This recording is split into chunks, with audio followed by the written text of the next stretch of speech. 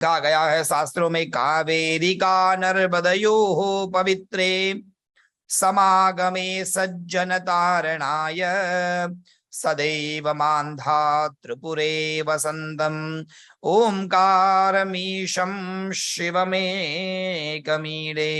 कावेरी और नर्मदा नदी के संगम स्थल पर आया हुआ ये सुंदर मंदिर ओंकारेश्वर मंदिर का जो भी दर्शन करेगा, परमात्मा उनके सभी मनोरथों को पूर्ण करेंगे। बोलिए ओंकारेश्वर भगवान की। अब जो शिवलिंग आ रहा है सज्जनों, वो बहुत अच्छा शिवलिंग है। अभी तक जो आए वो भक्ति से आए, कहीं कोई राजा ने भक्ति की और भगवान आए। अब जो शिवलिंग है वो गुस्से से आए। बोलो जय श्री कृष्ण। बहुत अच्छा। परल्याम वैद्यनाथंच, परली में भगवान वैद्यनाथ का मंदिर बड़ा दिव्य है। एक कथा मैंने आपको सुनाई थी, शायद आपको याद हो तो ध्यान दीजिएगा। पार्वती माता ने भगवान से जिद की, हमें एक घर चाहिए अपना खुद का, लेना है तो मॉर्गेज लीजिए पर घर करिए। भगवान ने कुबेर को बुलाकर एक घर बनाया, घर की पूजा के लिए रावण को बुलाया, रावण ने दक्षिणा में मांग लिया और घर भगवान ने दे दिया। भगवान थे वहां वापस, बोले हैं। उस जमाने के ब्राह्मण भी ऐसे होते थे और यजमान भी ऐसे होते थे। बोलो जय श्री कृष्ण। आजकल न तो आप शिव शंकर जैसे हैं और हम न रावण जैसे हैं, इसलिए न घर कोई देता है और न कोई घर मांगता है। परंतु सज्जनों, उस समय भगवान ने रावण को दे दिया और पूरी लंका रावण की हो गई। एक गलती हो गई, ध्यान दीजिएगा। क्या? रावण ने घर लिया ना जिस समय, उस समय एक्चुअल में घर तो महादेव जी का था और हाउस वार्मिंग तो महादेव जी की हो रही थी, दरवाजे पर पूजा भी उनकी हो रही थी। नवग्रह अंदर खड़े थे कि भगवान अंदर आएंगे तो सुंदर भगवान से प्रणाम करेंगे, उनका आशीर्वाद देंगे कि जैसा भगवान आपका घर है हमें भी ऐसा घर मिल जाए। ऐसा सोचकर नवग्रह अंदर लाइन में खड़े थे और भगवान को चाबी देकर बाहर से ही जय श्री कृष्ण हो गए, अंदर गए ही नहीं। अब ये 9 अंदर फंस गए। रावण ने दे दिया ताला, ग्रहों ने कहा बाहर नहीं। कहा नहीं, अब आप आज से आप हमारे सेवक है, मैं जैसा कहूं वैसा करना पड़ेगा क्योंकि ये घर अब मेरा है। रावण ने साहब 9 ग्रहों को बंदी बना लिया और शनि से ज्यादा काम करवाया। बोलो जय श्री कृष्ण। अब रावण तो जात का ब्राह्मण, युद्ध बुद्ध करना उसके बस का नहीं था इतना। ब्राह्मण को तो केवल भोजन ही प्रिय होता है। ये बिल्कुल, आप ब्राह्मण से कुछ भोजन दे दो बस वो खुश। परशुराम जी ने श्राप दिया था ब्राह्मणों को कि खाओ और जलसा करो बस। पहले के जमाने में जब परशुराम जी ने पूरी पृथ्वी को क्षत्रिय से विहीन कर दिया, पूरा राज्य लेकर ब्राह्मणों को सौंप दिया, ब्राह्मण डर गए। नहीं नहीं प्रभु, ये राज्य लड़ना झगड़ना हमारे काम का नहीं है, हम तो वेद पढ़ेंगे, पूजा कराएंगे, बस यही इसी में हमको आनंद है। 2 टाइम भोजन करेंगे उसमें आनंद। गुजराती में कहावत है, बोलो जय श्री कृष्ण।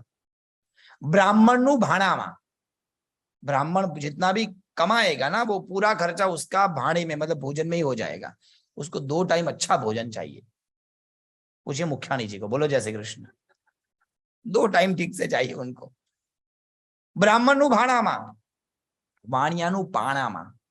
जो बनिया होता है ना वो पूरा खर्चा घर में ही लगा देता है, वो बड़ी बड़ी हवेली बनाएगा, महल बनाएगा, उसी में रहेगा, मंदिर में दान देगा। અને પટેલો નું આણામાં, બોલો जय श्री कृष्ण। ये पटेल लोग व्यवहार में ही खर्चा करते हैं। लड़की के वहां ये है तो ये दे दो, हर बार उनको सोना देना पड़ता है, हर बार सुवर्ण का गोल्ड लेके जाना पड़ता है, नहीं है तो व्यवस्था करनी पड़ती है। ब्राह्मण भोजन के प्रिय होते हैं। मना किया परशुराम जी को, भाई हम ये हमारे काम का नहीं है। परशुराम ने कहा ब्राह्मण चिंता मत करो, डरो मत, राज्य करो। मैं आपके गांव के बाहर, आपके राज्य के बाहर एक घंट लगाकर जा रहा हूं। यदि कोई भी राजा आपके ऊपर आक्रमण करे, डरना मत, वो घंट केवल 3 बार बजाना बस, मैं तुरंत आ जाऊंगा और आपकी रक्षा करूंगा, ये मेरा वचन है। करके परशुराम जी चले गए साधना करने के लिए। बीत गए 40-50 साल और 2 पंडित जी भांग पीकर बैठे थे, गांव से जा रहे थे।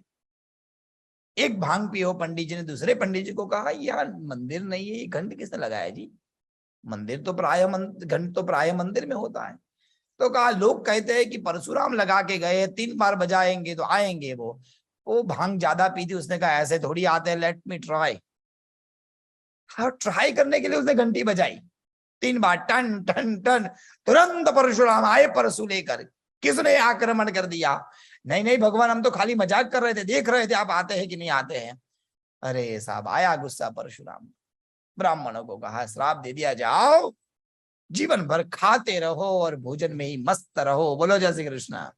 तब से सर्वे ब्राह्मणाः मोदक प्रिया, ब्राह्मण को लड्डू बड़े अच्छे लगते हैं। उस जमाने के मोटे तगड़े ब्राह्मण होते जो 15-15 लड्डू खाते थे। We are very flexible and we maintain, हम लोग नहीं खाते भाई। तो खैर, ब्राह्मण को भोजन अत्यंत प्रिय होता है और ब्राह्मण भोजन प्रिय होता है। लड़ना युद्ध करना उसकी बस की बात नहीं है। रावण जात का ब्राह्मण युद्ध वुद्ध करना अच्छा नहीं लगता था, पर इस सोने की लंका पर कोई आक्रमण करता था, बहुत बड़ा राजा, सूरवीर राजा, शनि को कहते थे जा उसकी कुंडली में जाके बैठ जा।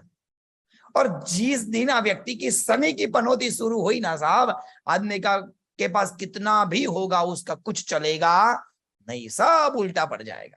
शनि की पनौती शुरू, उल्टा हो जाता था। और साहब जो राजा आक्रमण करता था उसकी पनौती, उसकी कुंडली में शनि को भगा देते थे और रावण के आगे सब हार जाते थे। और धीरे धीरे फिर रावण उपासना की, 10 मस्तकों को ले लिया और अपार बल को उसने ब्रह्मा जी से प्राप्त किया। परंतु फिर भी ये जो ब्राह्मण थे ना, नवग्रह वहां फंसे हुए थे। एक दिन काफी समय के बाद जब सीता जी का हरण कर दिया और जब हनुमान जी आए सीता जी को खोजते खोजते, हनुमान जी ने अशोक वाटिका के वृक्षों को तोड़ दिया, सब राक्षसों को मारने लगे, उनके पुत्र को भेजा गया, उनके साथ भी भयंकर युद्ध हुआ। तब रावण को याद आया शनि बैठा है, भेजो इसकी कुंडली में। शनि को कहा जाओ जाकर हनुमान की कुंडली में बैठ जाओ और उसको परास्त कर दो। और जैसे ही शनि देवता हनुमान जी के पास आए, हनुमान जी ने एकदम बोटी से पकड़ा, मरोड़ कर पैर के नीचे दबाया और दाढ़ से पैर रख दिया उसके ऊपर। फंस गया शनि।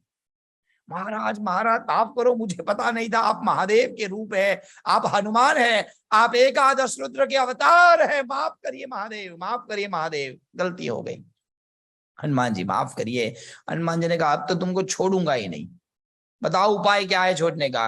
प्रभु मैं वचन देता हूं, आज के बाद में जो भी व्यक्ति आपके चरणों में तेल का अभिषेक करेगा, सिंदूर चढ़ाएगा, उसको कभी शनि की पनौती अड़ेगी नहीं। तब से लेकर शनि की पनौती जब आती है तो हनुमान जी के चरणों पर तेल और सिंदूर चढ़ाते हैं।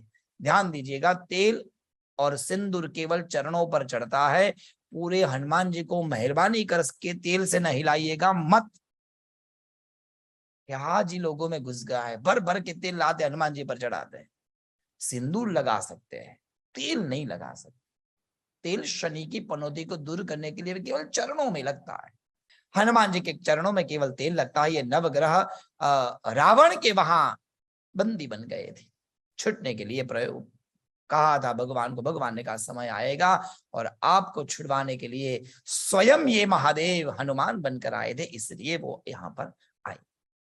जब घर पर चले गए तो पार्वती माता ने कहा प्रभु अपना घर तो हुआ नहीं, अब क्या करें, कोई फायदा नहीं है, घर लेने से नुकसान भी बहुत है, मेंटेनेंस बहुत आता है, हर बार घास कपवाना पड़ता है, बहुत इस लफड़े में पड़ना ही नहीं, और टैक्स तो देखो बढ़ ही रहा है चारों तरफ। समय आएगा तब देखेंगे। काफी समय बीता और एक दिन पार्वती माता को इच्छा हो गई, महादेव बुरा मत लगाइए, घर चाहिए। कहा घर चाहिए, करेंगे, उसके लिए व्यवस्था होगी तब करेंगे। यहां पर रावण को अभिमान आ गया अपने नगर का। ध्यान दीजिएगा, यहां से 2 कथा निकलती है, ये वाली कथा बाकी अभी बाद में हम जाएंगे वहां पर। यहां वाली कथा में रावण को अभिमान आ गया सुवर्ण का, सोने की नगरी का, और उस अभिमान को चूर करने के लिए नारद जी वहां पर जाते हैं। और नारद जी ने बिल्कुल विंध्य को जो कहा था इसको भी ऐसा बोल दिया। सब कुछ है रावण आपके पास, एक चीज नहीं है। बोले क्या? अब तो ब्राह्मण हो और ब्राह्मण शिव प्रिय होते हैं, सब कुछ है तुम्हारी नगरी में, महादेव नहीं है जी, शिवलिंग नहीं है। हर घर में कम से कम एक शिवलिंग होना चाहिए। स्त्रियों के द्वारा शिवलिंग को स्पर्श कर सकते हैं या नहीं, ये एक प्रश्न है। तो उसके उत्तर में 2 जवाब है। बोलो जय श्री कृष्ण। यदि आपका जो शिवलिंग है वो शुद्ध शिवलिंग है, कोई शुद्ध महापुरुष के द्वारा सिद्ध करके दिया गया है, अथवा वो ज्योतिर्लिंग है, तो उसको बिल्कुल स्पर्श नहीं करना चाहिए। क्यों? क्योंकि उसकी पवित्रता के लिए। तो प्रश्न है, क्या स्त्री अपवित्र है? क्यों स्पर्श नहीं करना चाहिए? तो कहा गया जो सिद्ध लिंग होता है ना, उसके विधि विधान अलग होते हैं, केवल ब्रह्मचारी ही उसकी पूजा कर सकते हैं। प्रायः कोई भी गृहस्थ के घर में ऐसे सिद्ध शिवलिंग नहीं हुआ करते, इसलिए वो भूल जाइए। उसके लिए एक नियम है, एक लिंगायत की पूरी परंपरा है। वो जैसे शंकराचार्य के पास है शिवलिंग 4 जगह पर, चारों पीठों पर, उसको गृहस्थी भी स्पर्श नहीं कर सकते, मैं भी स्पर्श नहीं कर सकता क्योंकि मेरी शादी हो गई है।